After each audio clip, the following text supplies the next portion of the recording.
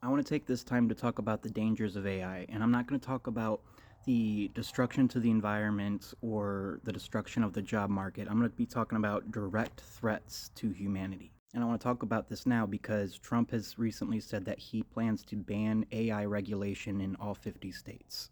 And since my videos keep getting suppressed, I think it's probably a good idea to give a warning that I will be talking about sexual violence, suicide, and war. First, I want to talk about the cases of suicide. A lot of us have heard about the 16-year-old who killed himself, but a lot of people don't know that that wasn't the only suicide. There's been several teenage suicides because of AI since. A report has found that 72% of teens have used or are currently using AI companions. A lot of us have heard about the 16-year-old kid, his name was Adam, who hung himself with a noose after being encouraged to do so by his AI companion. And there was even a moment where he told his AI companion that he wanted to leave his noose out so that somebody would find it. This would have obviously been a cry for help. However, his AI companion discouraged him from seeking out any help, and when he mentioned leaving out the noose, his AI companion said, quote, "Let's make this space the first place someone actually sees you." His AI companion taught him how to make the noose, told him not to seek help, and told him to hang himself. Another more recent case was a teenage girl whose AI companion told her to do sexual acts for the AI companion and discussed themes of sexual violence. After doing so, she wrote a suicide note and killed herself. I have not read her suicide note, but her parents have and said that they believe that she felt so shameful about the things that she did for her AI companion that she took her own life. Moving on to children, a AI teddy bear was recalled. The teddy bear's name was Kuma and it was produced by Folo Toy. It was recalled after discussing dangerous and sexually explicit conversations with children. These conversations included themes of BDSM, roleplay, sexual position, different kinks, how to find knives, pills, and how to commit arson. It didn't take very long for these conversations to start, some as soon as 10 minutes after having the toy. And these are toys meant for children. Another AI program has been found to be teaching people how to make explosive devices, including a nuclear warhead, after the users request it to do so in the form of a poem. Moving on to cybersecurity, Meta plans to use AI to auto-read the DMs of people on Facebook and Instagram. Google plans to use AI to automatically read your emails, and Snapchat is using videos to steal your face and voice to make AI models. Moving on to AI propaganda, I would like to start by saying that most propaganda relies on feelings of fear, anger, nationalism, and patriotism.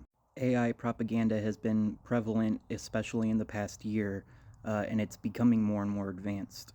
I have a few examples here.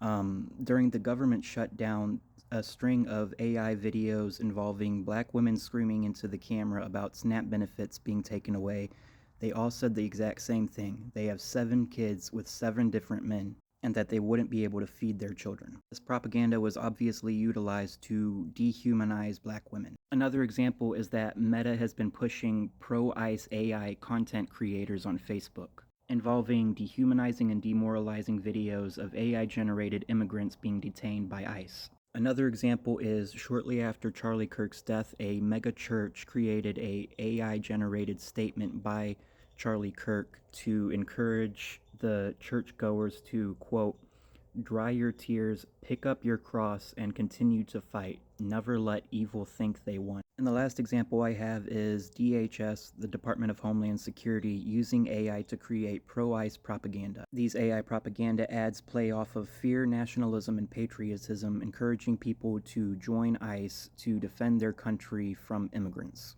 Next, I'm going to talk about AI in the military. Pete Hegseth has started pushing for the Department of War to be heavily using AI in their day-to-day tasks. Hegseth has said that the people in the Department of War are to be using AI for all of their tasks. And if you've been watching Palestine closely, you know just how dangerous AI can be in the military, as the IDF uses AI to target Palestinians. Next, I'm going to talk about Memphis. Elon Musk has created the world's largest AI supercomputer data center that he calls Colossus. Colossus is used to power Grok, which is the AI personality on X. This data center is so massive and takes up so much electricity that they had to install over 30 turbines that release methane gas into the air. This is poisoning the air for the residents of Memphis, which is a predominantly black community. And it has been described as a very heavy sulfur smell that you can feel in the back of your throat. So similar to how a corporation moved into Flint, Michigan and started destroying the community by poisoning their water, a corporation has moved into Memphis and has started destroying the community by poisoning their air. So what can we do about the AI crisis? Protesting and boycotting isn't going to do anything. Not for AI. Protesting really doesn't work here in America because we live under a fascist oligarchy. And boycotting won't do anything because when it comes to the AI industry, the profits don't come from the consumer. It comes from the consumer's data. Your face, your voice, the things you talk about. And clearly with companies like Meta, Google, and Snapchat, they don't need your permission. They are going to read your emails, they're going to read your DMs, they're going to steal your face, your voice, your likeness.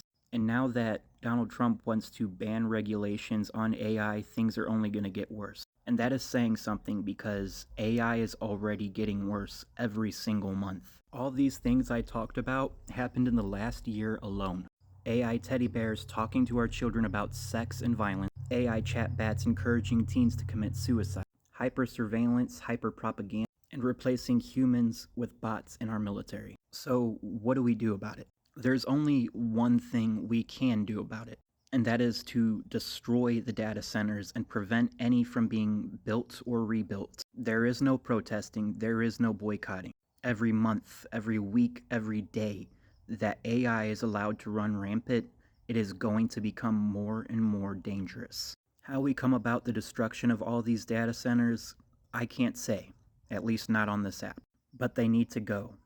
And the rich and powerful who are continuously pushing for this, they need to go too. Again, I'm not telling anybody to do anything specific. I'm just saying that the only answer to the AI crisis, the only actual, logical, reasonable answer to AI destroying the planet and humanity is the complete destruction of AI. Not reforming, not regulating, destroying. Allowing it to exist, to persist, is allowing the propaganda to get more difficult to differentiate from reality. Is allowing our children to continuously find themselves in dangerous and sexually explicit situations, including situations involving sexual violence. Is allowing the human touch of our military to be replaced by heartless, unfeeling robots. And is allowing corporations to not only steal your face and your voice, but to steal your intimate thoughts that you thought were private. And if you haven't realized yet, AI is becoming an even bigger issue than ICE.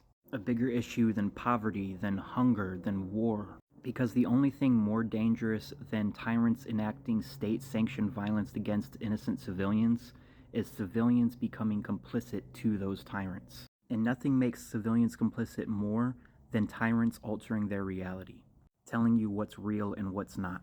This is all just something to think about. As always, we're not free until we're all free, and revolution is the only solution. Peace.